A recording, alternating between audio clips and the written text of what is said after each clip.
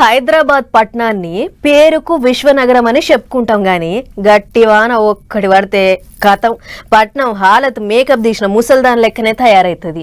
ఎక్కడికక్కడ నీళ్లు నిలబడి రోడ్లు చెరువులు అవుతుంటాయి. ఇక ట్రాఫిక్ జామ్లు గంటల కమానం ఇరకపోవుడు సరే కానీ ఆ బొంబాయిలో పడిన వాన మన కాడ పడితే మాత్రం ఒక్కటే రోజుల పట్నం ఖాళీ అప్పుడు పక్క. కావాలంటే చూడుర్రి బొంబాయిల వానల మోక ఎట్లున్నదో.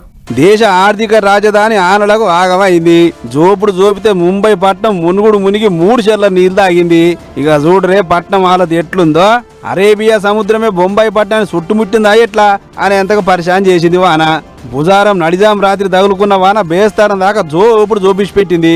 ఇక తెల్లారి లేచి చూసేటాలకు ఇది కథ.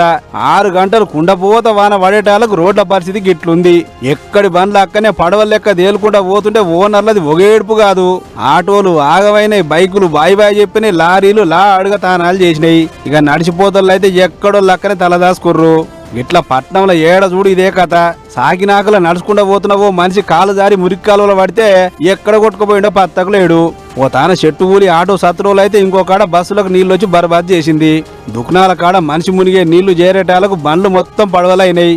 సర్కారు తరఫుకించి మున్సిపాలు వచ్చి బానే తిప్పలు పడుతురు గాని చిన్న వరదనా శీతం నీళ్లుంటే వాళ్ళు మాత్రం ఏం చేస్తారు?